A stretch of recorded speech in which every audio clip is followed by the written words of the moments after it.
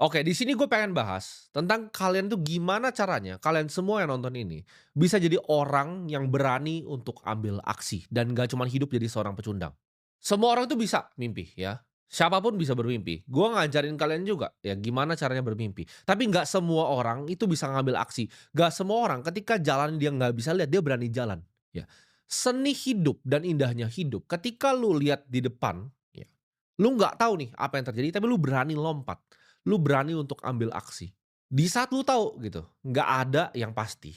Lu jangan kebanyakan nunggu motivasi ya baru, "Oh, nunggu gue pengen termotivasi baru pengen ngambil aksi."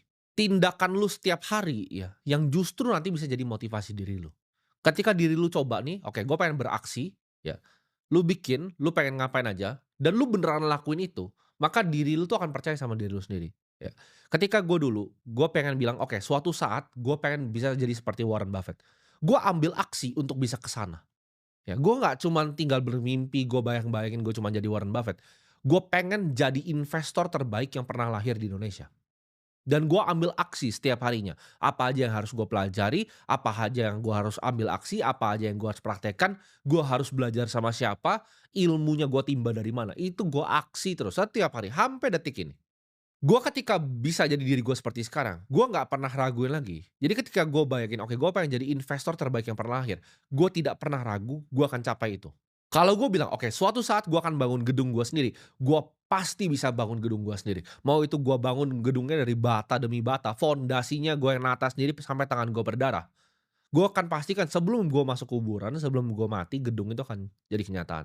Hidup ini cuman kenal 2 orang, ya, antara pemenang atau pecundang. Lu tinggal pilih, ya lu mau cuman jadi orang yang nggak pernah beraksi jadi pecundang, atau lu mau jadi orang yang bisa menang. Dan gue tipe orang yang akan lakuin apapun yang harus dilakukan untuk bisa menang. Orang itu banyak yang ibaratnya kalah dalam hidup jadi pecundang, bukan karena mereka gagal. Gue juga gagal kok, banyak yang gue udah lakuin yang nggak berhasil. Selalu hal-hal yang gue coba banyak yang nggak berhasil.